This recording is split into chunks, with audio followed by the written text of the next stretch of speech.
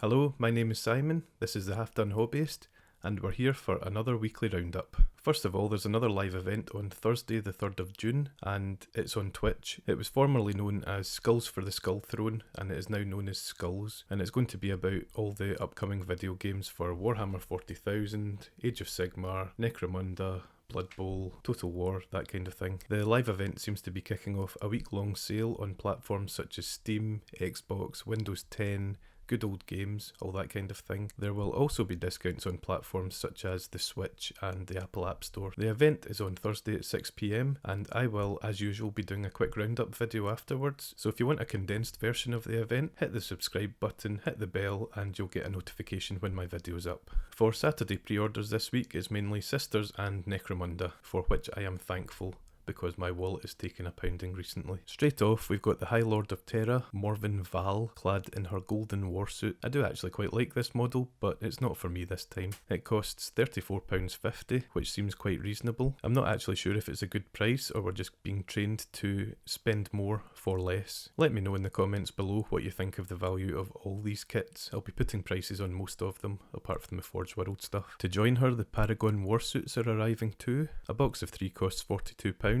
which surprised me at first. I thought they'd be Dreadnought sized and sold as singles, but obviously they're much smaller than I thought they would be. As I've said before, I don't like the churchy bits, the candles, and all of that nonsense. The big warsuits are a cool idea, I just don't like the execution of them in this case. Next up are the Celestian Sacrosancts, which actually look quite decent, apart from the usual candles and fences on top of them. I would hope that all these bits would be optional, but they might look a bit bare without them. It's £34.50 for 5 of them, which I think, because of the size of the models, that's a bit too much. We've got one of my least favourite models ever next, and that is the Dogmata. I don't know why I've taken against this model so badly, but I just hate it. I see they've started using the helmeted head in a lot of promotional material, which is a good thing because the unhelmeted head is absolutely terrible. It's one of the worst faces I've ever seen on a Games Workshop model, at least a modern one. There's also a few silly design decisions, like giving her a one-piece mantle across her shoulders and then giving her a two-handed bludgeoning weapon, so if she tried to raise it above her head to strike, she wouldn't be able to. It's a bit daft. Obviously I don't speak for everyone, so if you like this model or you just like the rules,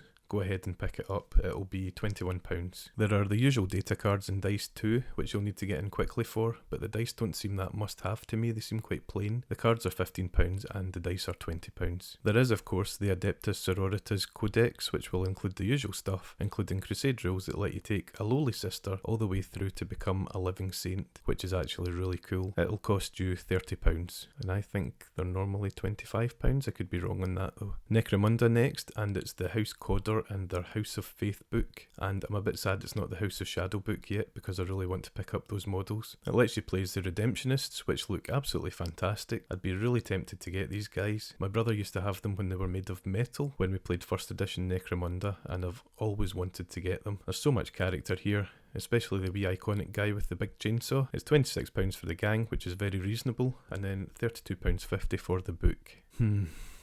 I'm actually really tempting myself here. I'm talking myself into it. There are Dyson data cards to round it out. The dice are a lot better than the Sisters ones, although there'll be fewer of them since they're only £10. The cards are £9.50. We've got Warhammer Underworlds and that damn crab. I wonder if sales of Elathane's Soul Raid will match the fervour when this was announced at Warhammer Fest. Probably not. The actual elf models look great, although I won't be bothering with this one. If you want the crab, it'll cost you £25 for him plus his assistants. There are a few Forge World releases this week, starting off with tiny planes for Aeronautica Imperialis. There's the Marauder Colossus Bomber, the Marauder Pathfinder, and the Tau Aircast Remora stealth drones. Phew.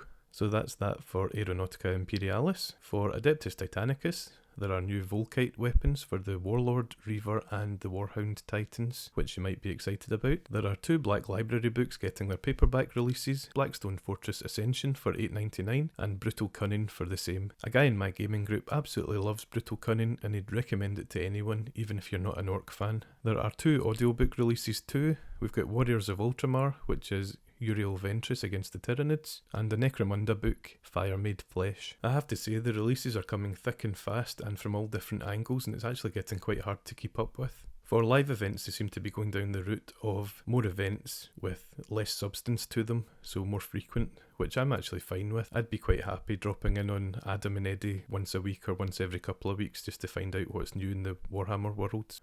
It's fine as long as they don't hype it up as much as they did like Warhammer Fest, because we were all expecting massive reveals and there weren't really any. Please don't think that all I do is roundups. I still do 3D videos and painting videos and all that kind of thing. I've been struggling for time recently. I do have a full-time job, so I have to fit this in whenever I can, and it's been a bit of a struggle recently, but I'm trying my best and will hopefully have some really good content out for you soon. If you like this video and don't want to miss any, please feel free to like and subscribe, and maybe even hit the bell so that you get notifications, and I will see you in the next one. Thanks for watching.